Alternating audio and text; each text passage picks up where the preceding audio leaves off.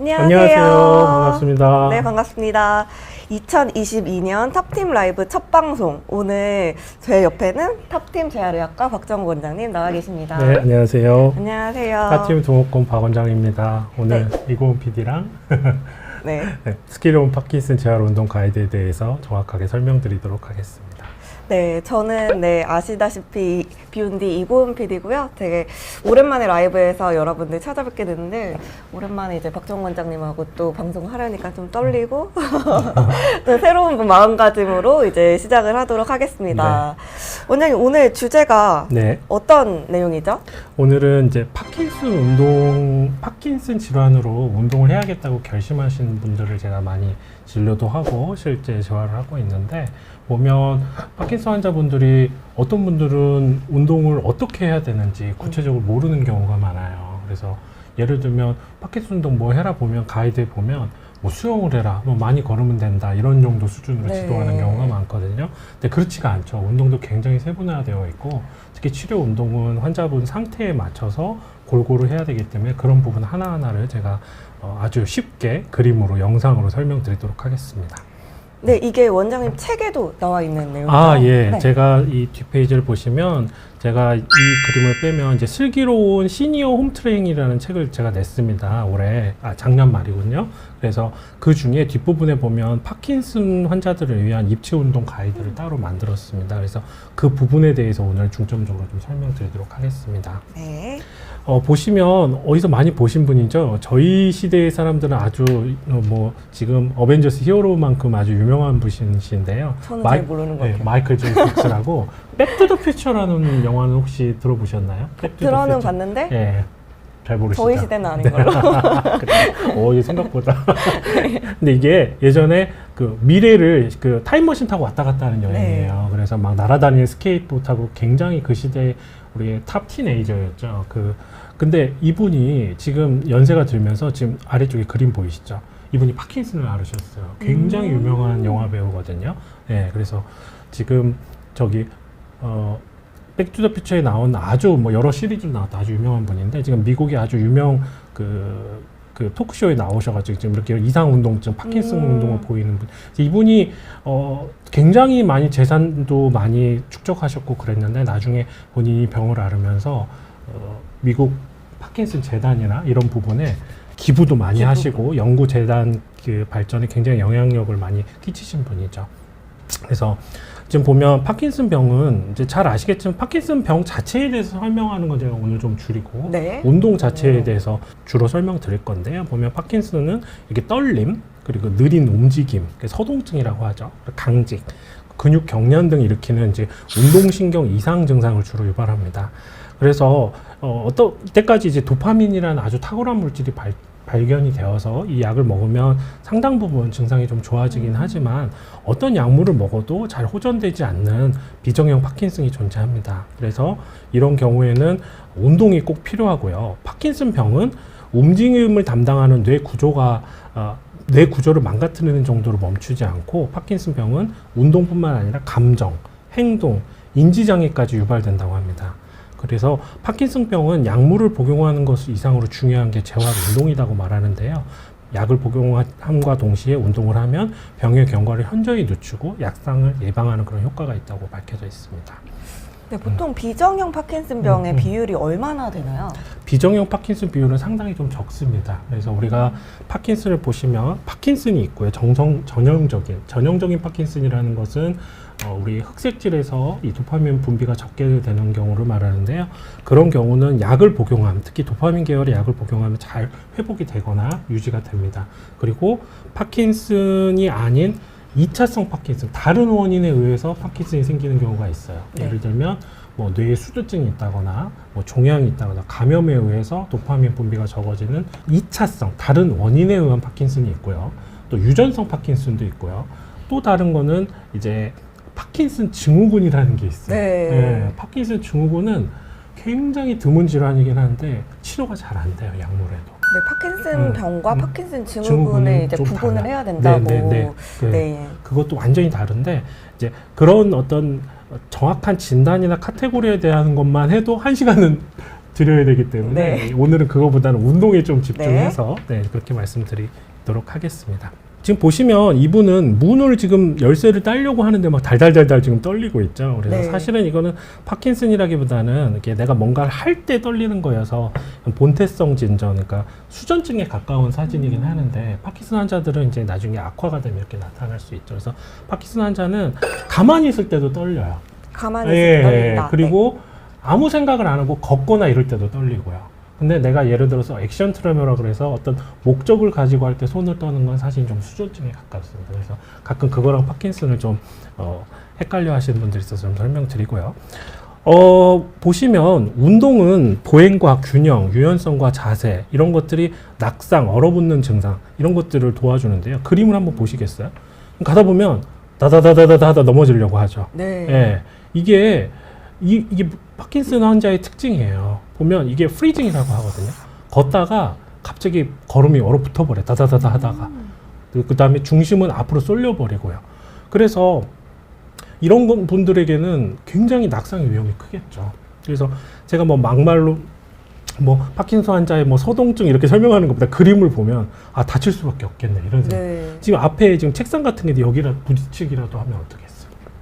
그래서 환우는 이렇게 증상과 환우의 걸음이나 이런 밸런스에 따라서 병의 경과와 개인적 수준에 맞는 맞춤 운동을 해야 되는데 균형 감독 저하되고 순발력 감소되고 낙상과 부상 위험을 다 판단해서 알려드려야 되는데 그러지 않고 그냥 많이 걸으세요. 수영하세요. 그냥 무조건 걸으세요. 이런 식으로 대안이 되는 거에 대해서 저는 조금 더 구체적인 정보를 드리는 게 이제 재활학과 의사로서의 책무라고 생각을 합니다. 네, 어떤 운동을 얼만큼 몇 분 동안 지속을 해야 되는지 네, 하루에 또 단계를 네. 맞춰서. 네. 내 정도에는 어느 정도 운동이 필요한지도 다 다를 것 같은데요. 보시면 옆에 이 할머니 분도 걸을 때도 이렇게 손이 흔들리죠. 제가 아까 말씀드렸듯이 특별한 어떤 목표의식이 없을 때 손을 떨리는 것도 파킨슨 증후군의 증상인데요. 지금 이건 PD는 젊으시니까 네. 걸어갈 때 스마트폰 보면서 커피 마시면서 다 잘하잖아요. 네, 동시적으로 다 그렇죠. 잘하죠. 근데 파킨슨 환자는 한 가지도 제대로 못해요. 그러니까 걷는 것도 제대로 못하기 때문에 파킨슨 환자는 멀티를 못해요. 네. 그래서 예를 들어 물을 들고 걸어가면 무조건 다 떨어뜨리고 쟁반에 이렇게 든달지 걸어가면서 스마트폰을 한다는 거는 파킨슨 환자들에게는 굉장히 거의 불가능에 가까운 일이 됩니다. 그래서 초기 파킨슨병을 환우들을 이제 재활 운동에서는 동작이 작아지고 두 가지를 못 하기 때문에 동작을 과장하게, 라우드하게 크게 과장돼서 걷는 것과 그리고 두 가지의 동작을 걸어가면서 팔을 이런 동작을 이렇게 춤추는 동작을 시킨다 할지 이런 식으로 동시에 수행하는 것이 좀 주가 되고요. 증상이 심한 경우에는 운동도 중요하지만 넘어지지 않게 만드는 거. 낙상이 당하면 고관절 골절이나 여러 가지 압박 골절이나 여러 가지 부상이 후유증이 생기기 때문에 넘어지지 않도록 하는 것에 집중을 해서 그렇게 가르치도록 하고 있습니다. 선생님 잠시만요. 저기 해피바이러스님께서 케네디병을 앓고 계신 분이 주위에 계신데요. 네, 파킨슨병과 어떻게 다른가요? 운동법 참고해도 될까요? 이렇게 질문 주셨는데 케네디병은 이건 좀 다릅니다. 파킨슨병하고 그 부분은 이 케네디병에 대한 그 언급은 또 따로 시간을 만들어야 될 것 같아요. 그래서 파킨슨병 중에서도 좀 간단한 균형 운동을 잡는 부분은 케네디병도 좀 따라 하셔도 되는데 그냥 전반적으로 파킨슨 운동을 다 따라 하셔서는 안 될 것 같고요. 초반에 증상이 경한 환자들의 밸런스 운동, 균형 운동은 케네디병으로 좀 같이 따라 하셔도 영상 공유해도 될 것 같습니다. 네, 균형 운동만. 네. 파킨슨 보행의 특징을 보시면 보폭과 발 사이의 너비가 이렇게 좀 좁아져요. 이렇게 맨 첫 번째 그림처럼요. 네. 그다음에 걸음이 느려지고요. 팔 흔드는 동작이 줄어들어요. 그 다음에 몸통의 움직이는 범위도 굉장히 줄어들고요. 지금 이 맨 아래 칸 그림 보시겠어요? 지금 보시면 다다다다다 하다가 지금 이분이 안 넘어졌으니까 망정이지 이렇게 앞쪽으로 몸이 기울면서 이러다가 넘어지시거든요. 네, 그 다음에 이 왼쪽에 오른쪽 위에 그림을 보시면 처음에 휠체어에서 딱 걸으다가 다다다다 하다가 프리징 되면서 주저앉아 버려요. 그래서 종종 걸음과 걸림, 낙상이 이런 분들은 문턱만 있어도 넘어집니다. 예, 안 넘어질 것 같은 일반 사람들은 네. 어이없이 넘어지게 돼요. 그래서 정말로 이런 상황을 보시게 되면 파킨슨 환우들이 무조건 운동을 열심히 한다는 게 사실은 편견일 수도 있어요. 지금 이 위에 보시는 이런 할아버지 같은 경우에는 옆에서 붙잡고 있는데도 낙상을 하잖아요. 이런 경우에는 오히려 낙상을 예방하고 그 다음에 안 다치게 하는 쪽으로 그렇게 운동 계획을 좀 잡아야 될 수도 있습니다. 그래서 제가 파킨슨 환자는 다 똑같은 운동을 하면 안 된다고 계속 말씀드리잖아요. 그래서 파킨슨을 증상에 따른 분류를 좀 안내를 해드려 볼게요. 1단계는 파킨슨은 보통 처음에 뇌졸중하고 헷갈릴 정도로 한쪽만 증상이 생겨요. 그래서 내가 뇌졸중이 왔나? 그래서 병원에 가서 MRI나 뭐 CT 이런 거 찍어봤는데 아무런 파킨슨은 MRI나 CT 안 나오는 경우가 훨씬 많거든요. 그래서 근데 괜찮대요. 그리고 지켜보고 있는데 점점 이게 양쪽으로 증상이 막 떨리고 잘 안 움직여지고 감지가 오면서 균형 유지는 돼요. 조금 왔다 갔다는 되는데 증상이 좀 심해지고 3단계 되면 이제 조금씩 앞으로 쏠리고 활동에 아직 다른 사람이 필요하지는 않지만 굉장히 모든 것들이 이제 실내 생활 정도로 제한이 되거나 막 이러고 4단계 되면 정말로 힘들어지죠. 그리고 도움 없이 서거나 걸을 수는 있는데 걷더라도 지팡이가 필요하거나 보행기를 잡고 걷는 정도. 이제 4.5단계를 넘어가게 되면 이때부터는 이제 쿵 넘어진 아까 그 할아버지처럼 흰색 옷을 입었던 할아버지처럼. 근데 5단계 되면 휠체어나 와상 상태에 가까워지는 거죠. 그래서 이 4.5단계를 기준으로 이 4단계 전까지는 아주 열심히 운동을 해야 되고요. 이 4.5단계, 그러니까 낙상의 위험이 커지는 단계가 되면 이제는 운동을 통해서 증상을 조절하기보다는 낙상을 막는 쪽으로 가야 되는 거죠. 그런데 이때까지의 그 치료 방향을 보면 이런 어떤 단계별 접근이 조금 부족한 부분이 있어서 그런 부분을 제가 좀 더 강조해서 설명드리도록 하겠습니다. 네, 질문 몇 개 보고 네. 갈까요? 파라나는 님이 질문 주신 파킨슨병이 유전이 되나요? 유전성 파킨슨병은 따로 있습니다. 예, 어떤 카테고리가 따르고 있고요. 파킨슨병이 유전되나요 하면은 네인데 모든 파킨슨병이 유전되는 건 아니고 유전되는 파킨슨병이 따로 있을 뿐입니다. 그렇게 이해하시면 될 것 같아요. 네, 그리고 어떠한 것들이 파킨슨병을 초래할 수 있을까요? 이건 이제 어떠한 것들이라는 원인을 말씀하시는 건데 2차성 파킨슨 아까 제가 말씀드렸는데 뭐 종양이 있다거나 뇌에 수두증이 있다거나 감염 뭐 여러 가지 다른 원인에 의해서 뇌의 도파민 분비가 적어지는 질환들이 있는 거죠.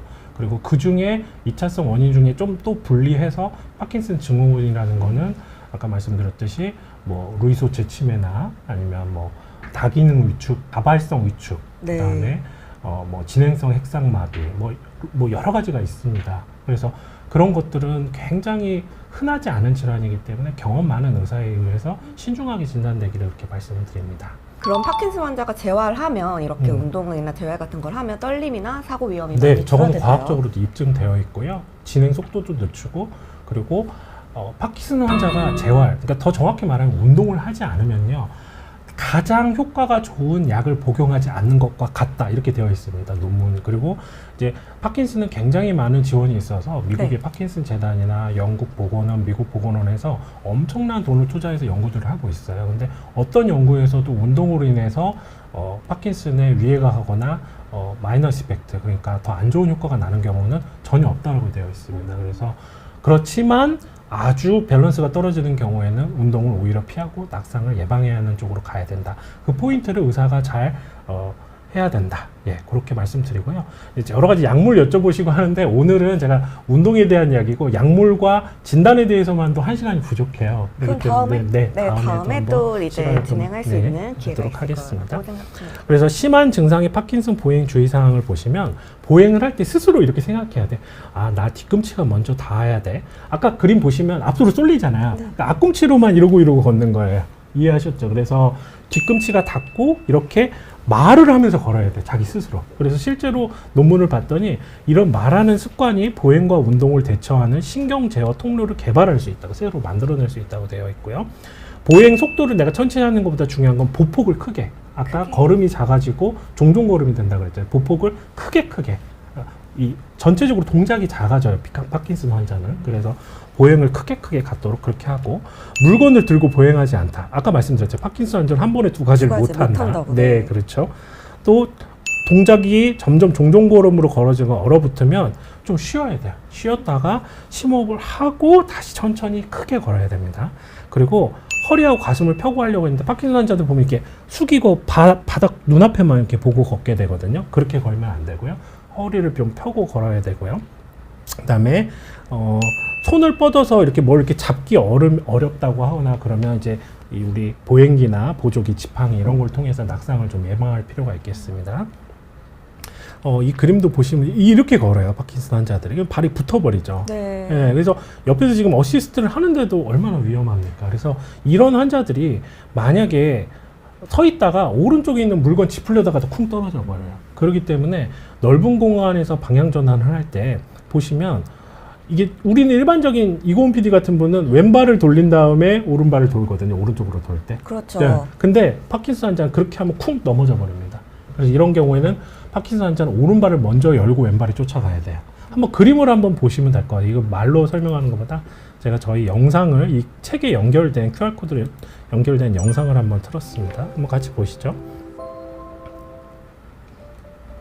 이제 비교적 넓은 공간에서 이렇게 오른쪽으로 돌 때요. 파킨슨 환자는 이렇게 돌면 넘어져 버려요.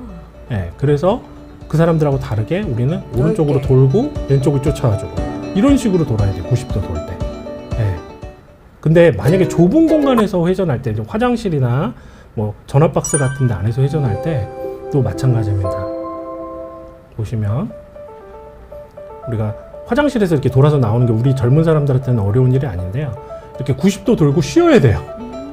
그리고 쉬었다가 다시 또 아까 오른발을 먼저 열어주고 이거를 4번 나눠서 하신다고 보셔야 돼요.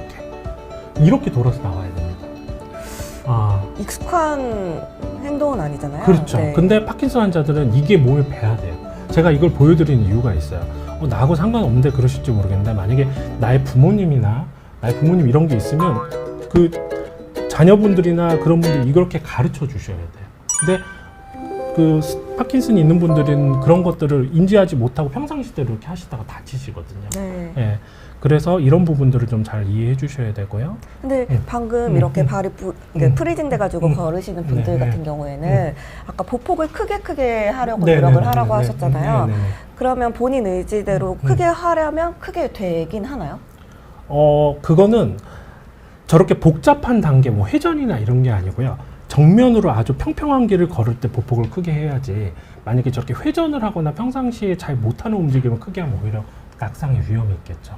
그래서 만약에 저 정도도 힘드신 단계라면 정확하게 옆에서 가이드가 있거나 평지를 걸을 때는 보폭을 크게 해야 되지만 저런 좁은 공간에서는 보폭을 크게 하려 할 수도 없고 오히려 위험을 조장할 수 있습니다.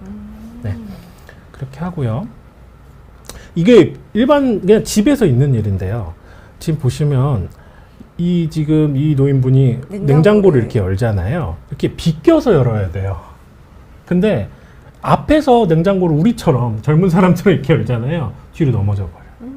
그럼 만약에 이게 좁은 만약에 그 부엌이라고 해봐요. 뒤에 싱크대가 있으면 뒤로 넘어지면 어떻게 되겠죠? 그 머리가 그렇죠. 다칠 수 있죠. 예. 그래서 보시면 바로 앞에 서면 위험하고 옆에 서서 서서히 이렇게 열어야 됩니다. 그러니까 우리가 파킨슨 하면 굉장히 막 어려운 질병 막 그렇게 생각하지만 사실은 이런 거 하나부터 굉장히 주의를 해야 되고 미국이나 서구권에서는 이런 부분에 대한 안내가 굉장히 잘 돼 있는 데 반해서 한국이나 이런 데는 너무 약물이나 아니면 그냥 나가서 뭐 수영해라 걸어라 단순 이런 지도들이 너무 많아서 저는 일상생활 속에서 정말 주의해야 될 거 이렇게 하나하나 좀 보여드리고 있습니다. 도움이 되시길 바라고요. 의자에 앉는 것도요. 기본적으로 이렇게 바퀴 달리는 의자는 좋지가 않습니다. 우선은 바퀴 달리거나 흔들리는 의자보다는 딱딱한 의자, 고정된 의자가 좋고요. 의자에 앉을 때도요. 이렇게 손 잡고 하다가 꽈당 넘어져 버립니다.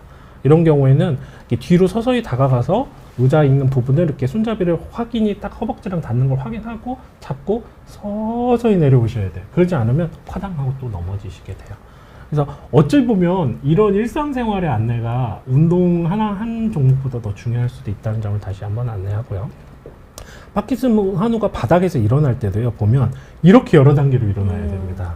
그래서 1번 보시면 처음에 누워 계시다가 그 좀 튼튼한 쪽 다리를 먼저 세우시고요. 무릎을 세운 다음에 반대편으로 하나, 둘, 셋 돌려가지고 그 다음에 무릎으로 받치고 양손으로 여기까지가 1번이고요.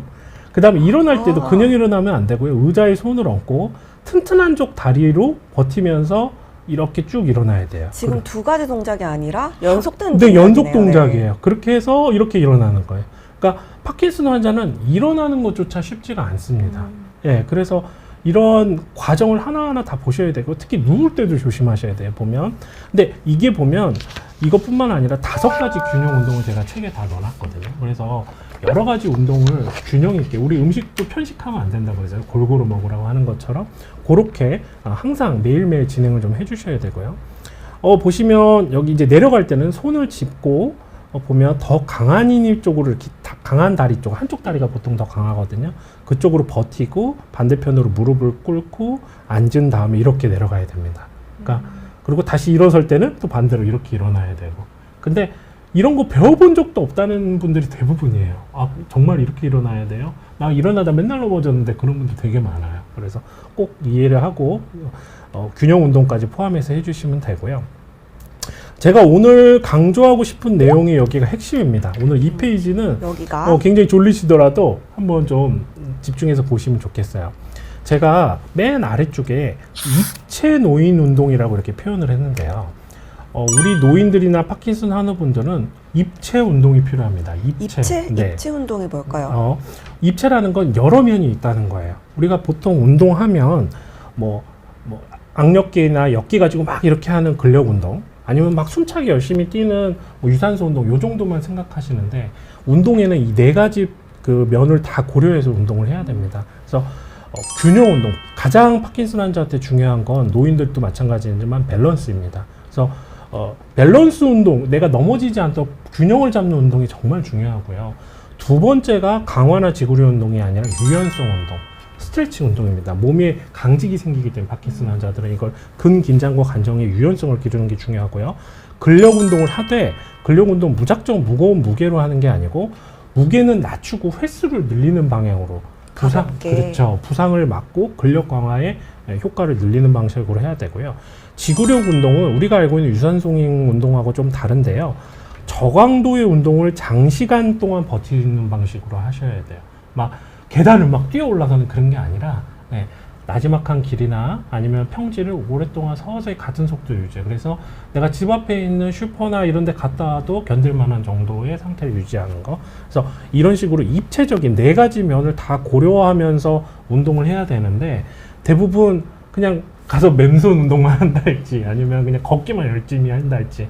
그래서 나 운동 열심히 하는데 왜 자꾸 컨디션이 안 좋아지지, 이런 이야기들을 많이 하시는 거거든요. 네, 4가지를 이제 균형 잡히게 골고루 운동을 해주시는 게 좋을 것 같아요. 자, 그래서 균형 운동에 대해서 좀 설명을 드리면요.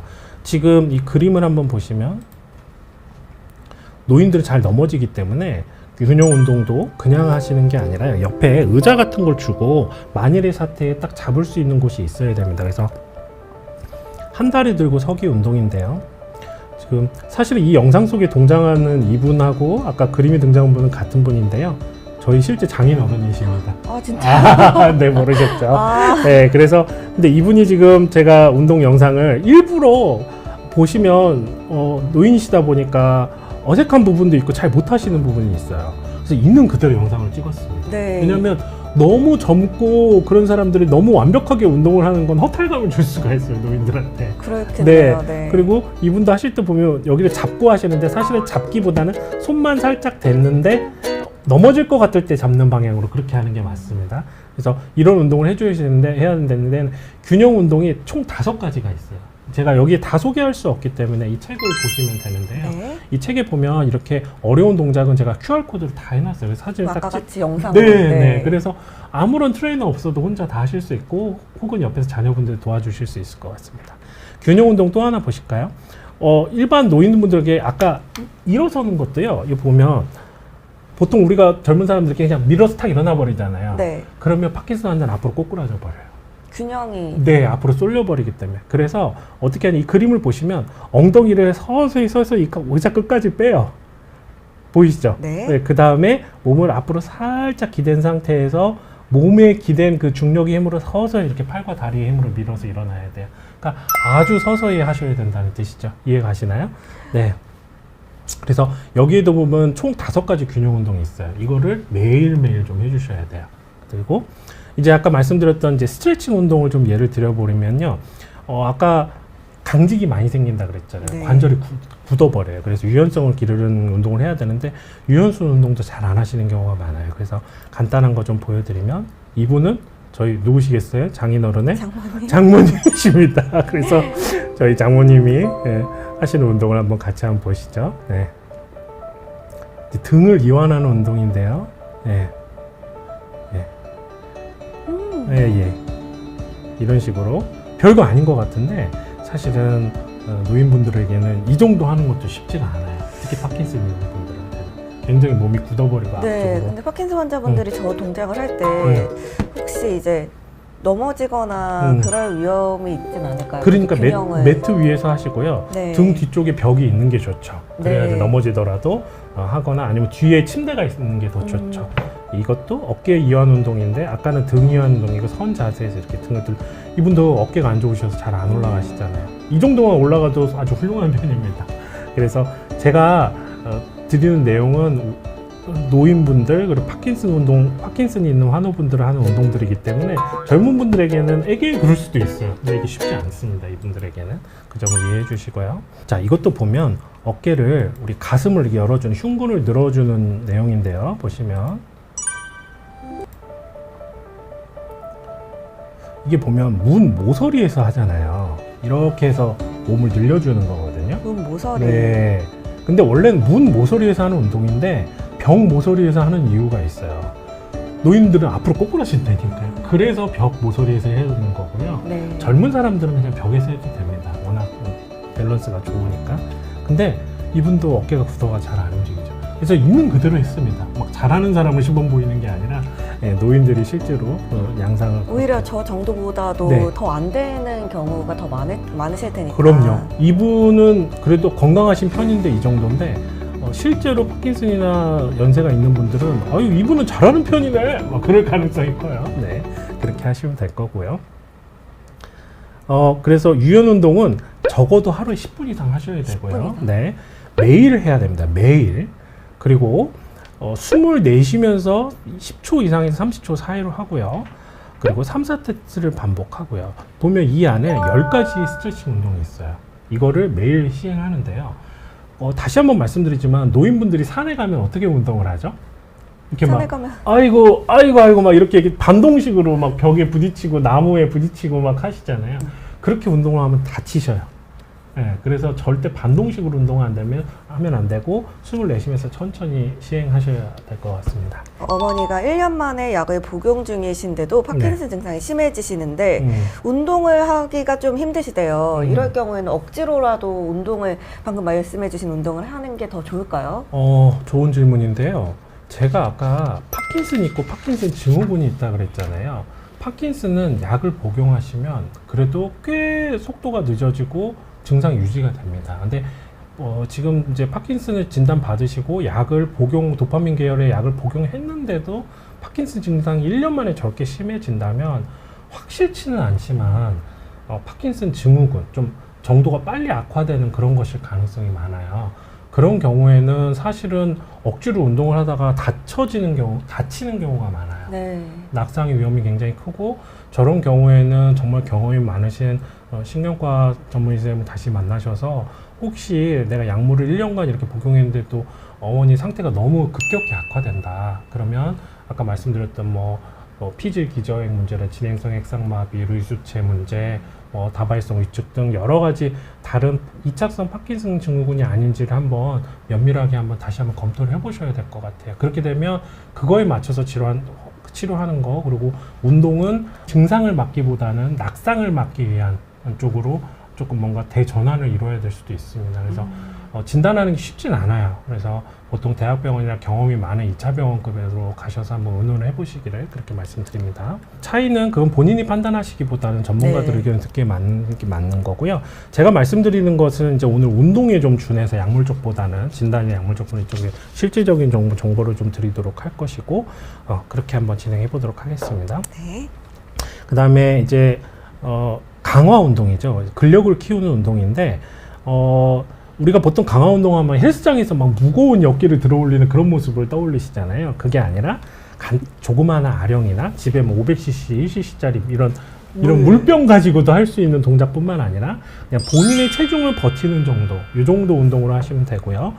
총 11가지 운동을 제가 책에 소개를 해놨거든요. 그래서 그거를 근데 강화 운동은 중요한 점이 있어요. 격일로 해야 돼요. 이틀에 한 번. 네, 여기 보면 강화 운동은 이틀 연속으로 시행하지 않아요. 왜냐면 노인들은 근육 운동을 하고 나면 근육이 일부 파괴되는 것이 회복되는데 하루 정도 시간이 필요하기 때문에 아까 유연성 운동은 어떻게 하라고 그랬죠? 매일 하라고 했는데 강화 운동은 연이틀 시행해서는 안 되고요. 격일 간격으로 시행하고 강화 운동 다음 날은 근육이 휴식이 필요하기 때문에 주당 한 2, 3회만 하기를 안내합니다. 그래서 나 매일매일 근력 운동 열심히 하고 있어요. 그 말은 맞다 틀리다? 틀리죠. 네. 훌륭합니다. 네. 그래서 파킨슨병 환우를 위한 강화 운동은요, 우리가 보통 젊은 사람들처럼 뭐 팔다리 아력, 뭐 근력 이런 뭐 알통을 만들기 위해서 하는 게 아니고요. 코어 근육, 우리 중심부 근육을 주로 강화하는 게 목표라고 보시면 되겠습니다. 그래서 중심부 근육, 복근, 그다음에 대퇴사두근, 엉덩이 근육, 등 근육, 팔 중에서도 버티는 역할을 하는 삼두근 이런 쪽을 강화를 하고요. 파킨슨 강화 운동을 할 때 몸에 통증이 생기시면 즉각 중단하셔야 되고요. 항상 어떤 운동을 하든지 힘을 쓰기보다는 곧게 편 자세를 유지하면서 하셔야 되고, 동작은 부드러우면서 천천히 일정한 속도로 좀 진행해야 되고요. 물건을 너무 꽉 쥐지 않고요. 넘어질 것 같을 때만 짚는 방식으로 하셔야 되고요. 호흡을 참지 말고 천천히 내쉬면서 운동을 하셔야 됩니다. 이런 것들을 지키면서 운동을 해주시기를 다시 한번 안내드리고요. 자, 이 강화 운동도 젊은이들 하는 운동하고 달라요. 제가 지금 보여드릴 운동이 스쿼트인데요. 노인분들은 어떻게 다르게 하는지 한번 보시죠. 네. 노인분들은 아까 넘어질 위험이 크기 때문에요. 이런 식으로 벽을 타고 해야 됩니다. 그리고 너무 깊이 내려가면 무릎이나 관절에 무리가 가기 때문에 지금 보시죠. 저희 장인어른이 하고 계시는데 저렇게 소심하게 해야 돼요. 소심하게. 네, 소심하게.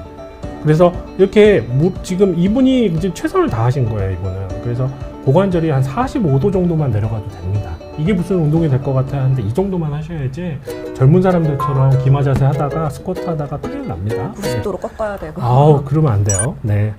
그러지 마세요. 그래서 여기도 보면 이런 11가지 강화 운동 자세를 격일로 시행해 주시길 바라고요. 이것도 우리 버드독 자세라가 젊은 사람들이 많이 하는 건데요. 이것도 넘어지실 수 있기 때문에 침대 위나 부드러운 바닥 위에서 하시기를 안내하고요. 이것도 좀 능력이 되시고 어느 정도 균형 감각이 있는 분들이 하셔야 될 상황, 거의 1, 2단계에 있는 스테이지 1, 2에 있는 분들이 해야 될 단계인데 이런 식으로.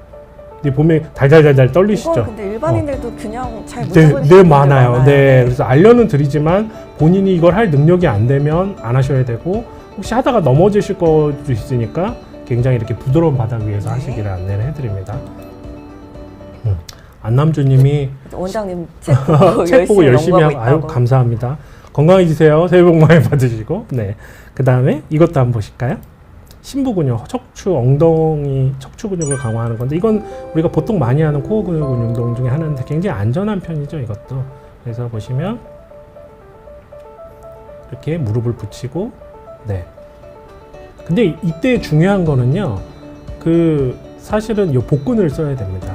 척추하고 허벅지 근육을 쓰면 안 되고요. 그래서 이런 것도 많이 해주시면 도움이 될 것 같고요. 그래서 이런 11가지 운동이 되어 있어요. 그래서 이것도 격일로 하시는 게 다시 한번 격일이나 메인이나. 근데 격일은 근력 운동밖에 없어요. 그 다음에 마지막으로 지구력 운동이죠. 이거는 우리가 보통 알고 있는 젊은 사람들의 유산소 운동하고는 좀 다르고요. 저강도의 운동을 제가 아까 말했죠. 별로 안 힘든 운동, 오랫동안 버티는 그런 힘이라고 말했고요.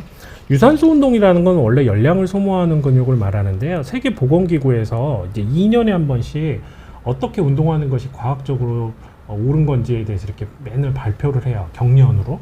근데 거기서 뭐라고 표현했냐면 중강도 운동은 150분, 고강도 운동은 주당 75분을 하라 그래요. 너무 말이 어렵죠. 제가 쉽게 설명해 드릴게요. 자, 중강도, 고강도, 저강도 운동이 있는데요. 그걸 어떻게 하냐면요. 저강도 운동은요. 숨이 안 차는 게 저강도 운동이에요. 쉽게 생각하시면. 걷고. 뭐 숨이 하나도 안 찬다. 그건 저강도 운동. 그 다음에 중강도 운동은요. 약간 숨이 찬다.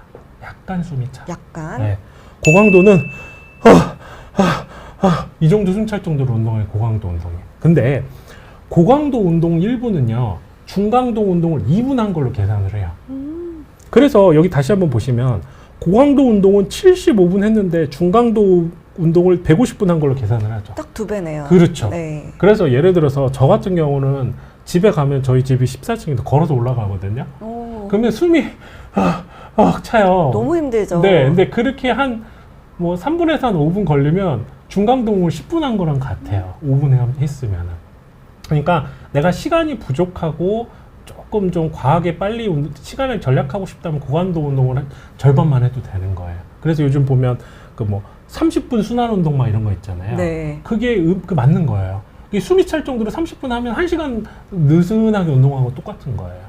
이해하셨죠? 네. 그래서 그렇게 이해하시고, 그래서 노인이니까 주당 150분이면 7일로 나누면 얼마나 되죠? 20분, 25분. 네, 그 정도 됩니다. 그래서 고강도 운동은 7로 나누면 10분. 10분 정도. 네, 그래서 하루에 자기 집이 10층 이상인데 하루에 두세 번 걸어서 올라가면 따로 운동이 필요 없는 거죠. 네, 그래서 저는 집에서 요즘같이 추울 때는 계단 운동을 많이 안내하고 있고요. 그 다음에 하루에 적어도 30분씩 주당 5일만, 일주일이 아니고 5일만 했을 때는 이 정도 되고, 30분씩 시간 내기 어렵다면 하루 3번씩 이걸 좀 나눠서 해도 되는 거죠. 그래서 중강도 운동이 뭐라고요? 약간 숨이 찬 운동. 그래서 그렇게 그 정도만, 그건 누구나 기억할 수 있거든요. 네. 그러고 나서 이 표를 보시면 지구력 운동이 아까 보셨는데 3에서 6 사이가 중강도 운동이거든요. 그래서 집 청소하는 게 중강도예요, 저강도예요, 고강도예요? 집 청소하는 게 중강도죠. 중강도 운동이 돼요. 그 다음에 눈 치우는 것도 중강도고, 수영도 그냥 즐기는 정도로 하면 6이 됩니다. 그런데 이제 경쟁 경기나 힘든 등반 아니면 계단 오르기 이 정도 되면 고강도가 돼요. 이 천천히고 빠른 속도로 한 10층 이상 올라가게 되면 고강도 운동이 되거든요. 그래서 이렇게 저, 중, 고 이렇게 나눠지고요. 예를 들어서 눈 치우기도요. 젊은 사람이 하면 5.3이지만요. 노인이 하면 어떠겠어요? 막 숨이 컥컥 차겠죠. 그죠. 그래서 이거는 절대 운동 강도에서 있는 거고요. 상대 운동 강도라 그래서 노인들한테는 이 눈 치우기나 심지어 삽질하기 이런 것들이 7이나 8이 될 수도 있어요. 그래서 그냥 저는 이런 숫자를 외우기보다는 노인들한테는 그냥 숨 많이 차요. 그러면 고강도고요. 숨이 그냥 약간 차면 중강도입니다. 이렇게 설명해요. 숨이 안 차시죠. 그러면 그건 저강도입니다. 이렇게 기억하시면 된다고 말씀드려요. 제가 지금 저 기준을 봤는데 저거 너무 일반인 기준인 것 그렇죠. 같아요. 일반인 네. 기준이죠. 그래서 이건 절대 운동 강도라고 해서 메트라는 기준이고요. 상대 운동 강도는 또 따로 있습니다. 네, 그냥 본인이 느끼는 거에 따라서 숨을 네. 어느 정도 차느냐에 따라서 저강도, 고강도, 중강도. 네네. 그렇게 이해하시면 되고요. 보면 최대 운동량을 10으로 했을 때 중강도는 한 5, 6 수준, 고강도는 7, 8 수준을 나타내는데, 그냥 아까 심박수, 호흡수가 뚜렷하게 증가한다, 현저히 증가한다, 이 정도로 이해하시면 될 것 같고요. 그 다음에 노인 지구력 운동, 이런 것들은 쇼핑하는 거, 이것도 운동이 됩니다. 대신 숨이 안 차니까 쇼핑하면 숨 차진 않잖아요. 네. 그러니까 이건 저강도 운동인데 굉장히 좁고 아무 때나 갈 수 있고 화장실도 있고 다 좋은데, 안 좋은 점이 뭐라고요? 쇼핑몰에 진연된 물거에 쇼핑 욕구가 생기는 거, 돈이 좀 많이 들어간다는 거, 그게 좀 단점이죠. 쇼핑 욕구가? 네. 그 다음에 지구력 운동은 이제 이것도 즐기면서 하면 6 이하인데요.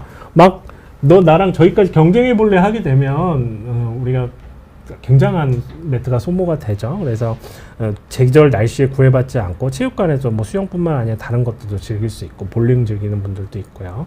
다 노인분들이잖아요. 그래서 실내 운동 자전거, 실외에서도 탈 수 있는데, 실외 운동 자전거는 적극적이고 좀 그런 것도 좋아하는 분들이 좋은데, 문제는 좀 부상 위험이 있어요.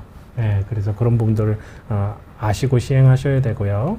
그다음에 이런 거 많이 좋아하시죠? 골프 이런 거. 골프 좋죠. 근데 3에서 6이기 때문에 엄밀한 의미에서는 중강도 운동이고요. 그래서 많이 걷게 되고, 어떤 분들은 좀 더 적극적인 운동을 좋아하면 탁구, 배드민턴 이런 것도 하시고요. 그다음에 지구력 운동 같은 경우는 서둘러 걷기만큼 지구력이 좋은 운동은 없어요. 그래서 근데 노인분들은 당장 많이 걷는 것도 힘들거든요. 그래서 활동량이 적어서 하루에 5,000보를 걷기 우르면 처음에 2,000보를 써요. 요즘은 핸드폰에 다 있기 때문에 자기가 몇 보 걷는지 알거든요. 그리고 그 다음에 2,000보로 시작해서 5,000보까지 도달하고, 내가 5,000보를 또 할 수 있다 그럼 8,000보. 조금씩 늘려가는 거죠. 조금씩 늘려가야 돼요. 그래서 서둘러 걷기입니다. 천천히 걷기는 이보다 더 낮아지고요. 이건 조금 빠르게 걷기는 3.5m 정도. 이것도 중강도 운동에 해당합니다. 그래서 이런 식으로 그 용량을 늘려가면서 여러 가지 입체적인, 아까 처음에 근력 운동이 있고 유산소 운동 이런 것도 있지만, 노인들한테 꼭 필요한 건 유연 운동.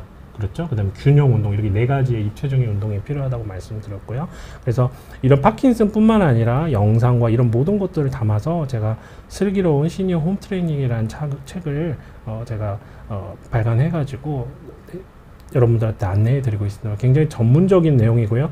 제가 뭐 임의로 만든 게 아니라 아까 말씀드렸듯이 미국 파킨슨 재단이나 미국 WHO, NIH 이런 아주 유명 재단의 과학적 업그레이드된 업데이트 내용을 바탕으로 운동을 선택했고요. 그래서 심혈을 기울여서 만든 책이니까요. 열심히 운동해 보시고 혹시 책을 구매 못 하시더라도 여기에 나와 있는 영상을 연결하셔가지고 열심히 반복적으로 무료로 제공되니까 사용하시면 좋을 것 같습니다. 네. 선생님 개인 유튜브 이제 탑팀 유튜브가 있잖아요. 거기에도 이렇게 운동법이 다 소개가 되어 있는 걸로 아는데. 네, 맞습니다. 거기 오시면 파킨슨 운동, 이런 노인 운동에 대해서 다 소개가 되어 있고요. 또 그 외에도 일반적인 뭐 스포츠 재활이나 근골격 재활에 관련된 여러분들한테 도움이 될 만한 운동 안내, 또 질병에 관련된 안내 여러 가지 되어 있습니다. 네, 지금 조은나님의 질문 주셨는데 네. 파킨슨 운동은 걷기만 열심히 하면 되나요? 아마 중반부터 보신 것 같은데. 네네. 그러면 안 되죠. 네, 걷기는 그냥 지구력 운동 중에 하나이고요. 네, 아까 말씀드렸듯이 입체적인 운동을 해야 되죠. 유연성 운동, 그다음 밸런스 운동, 근력 운동, 지구력 운동. 근데 걷기는 그 지구력 운동 중에 하나일 뿐이고요. 그래서 물론 걷기가 가장 메인이 되는 운동이 되겠지만 저렇게 하면 편식을 하는 것과 같다. 예, 이렇게 하고 있습니다. 안남준님 16,000보. 와, 저 정도면은 엄청 건강하신 건데요. 16,000보 저도 걸어봤는데 네. 제가 요새 걷기가 좀 많이 부족해서 그런지 16,000보가 걸으면 너무 이제 다리가 아프던데요. 그 다음날. 그럼요. 1000보만 걸어도 발바닥이 아프죠. 근데 이제 자꾸 걷고 하다 보면 굉장히 몸에 좀 적응이 될 걸로 그렇게 생각이 듭니다. 네, 그리고 책 얘기를 조금 더 해보자면 네. 이제 지난번에 네. 책에 대해서 소개를 해주신 적이 있는데 네. 책이 그래도 어르신들이 볼 수 있게 굉장히 크고 이제 네. 그림 위주로 잘 설명이 되어 있는 것 같아요. 네. 이제 이 책 자체가 굉장히 좀 크게 잡지같이 크게 좀 만들었고요. 그리고 이제 칼라로 돼 있어 노인분들 쉽게 접근하도록 글자도 좀 크게 해놨고요.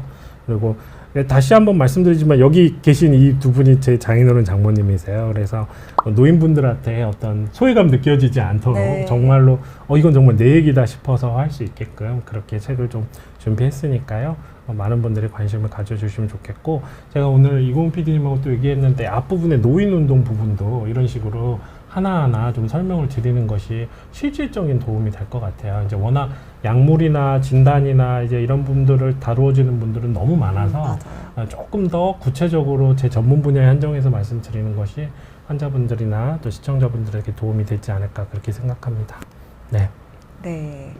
그래서 오늘 이 파킨슨 병에 대해서 이제 파킨슨 병을 가지고 계신 환자분들을 위한 운동법에 대해서 이제 소개를 해 주셨는데요. 네. 다음에는 그러면 아까 지금 말씀해 주신 대로 이제 노인들을 위한 네. 이제 운동법이나 재활 네. 관련해 가지고 설명을 해 주실 네, 예정인가요? 그때도 지금처럼 이렇게 영상 보여드리고 실제로 저게 맞겠다. 나도 저 운동 따라서 해보면 되겠다. 아니면 내가 이때까지 운동한 방식이 좀 이런 부분이 좀 부족했네. 아니면 이 부분을 좀 추가해서 해야 되겠네. 이런 생각들을 좀 하셔서 굉장히 일상생활에 좀 도움이 될 수 있는 내용을 한번 준비를 해보도록 하겠습니다. 네. 꼬마 콩제님이 아까부터 좀 이제 파킨슨 병과 증후군에 대해서 이제 구분을 어떻게 하는지 네. 좀 부모님 때문에 걱정이 많이 되시는 것 같아요. 파킨슨 증후군은요, 그냥 제가 쉽게 말씀드릴게요. 진단하기 어렵고요. 굉장히 신중해야 됩니다. 네, 낙인 찍어버리는 게 될 수 있기 때문에. 네.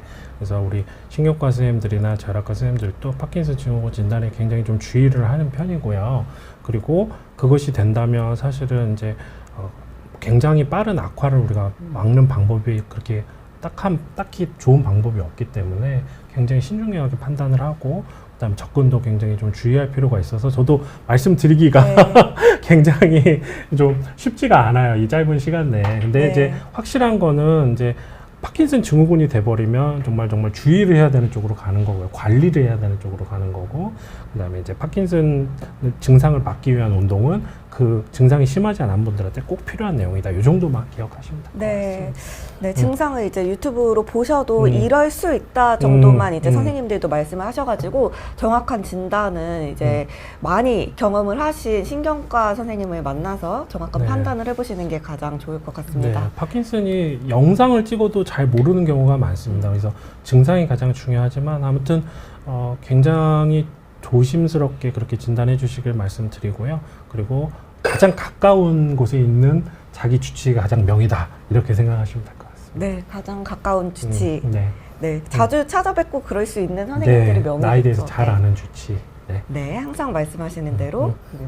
선생님 다음 방송은 언제 예정되어 있죠? 다음 방송은 이제 제가 항상 매월 첫째 주 목요일 오전 11시에 이렇게 제 내용을 가지고 재활적인 내용으로 설명을 드리고 있고요. 네. 최근에는 이제 매주 첫째 주 수요일 오후 5시에 이제 전날에 제가 주변에 아주 명의인 분들을 좀 불러서 이렇게 게스트로 모셔서 좋은 내용을 하나하나 좀 설명드리고 있는데 다음 달에 제가 이제 소개할 네. 부분은 누구시냐면 그 해외에서 국제 의료 봉사를 아주 맞아요. 오랫동안 하셨던 분이셔요. 그래가지고 그 알바니아 그 쿠르드족 알바니아에 계시면서 쿠르드족 난민들을 많이 그렇게 도와주셨던 네. 내과 의사시고 대한민국 그 의료봉사 대상도 받으셨던 아주 유명한 분이십니다. 그래서 그분을 모셔서 제가 국제 의료봉사 이제 젊은이들 중에서도 국제적으로 이렇게 선의를 베풀고 의료봉사하는 거에 관심을 갖는 분들도 많잖아요. 뭐 국경 없는 의사에 많이 네. 들어보셨죠?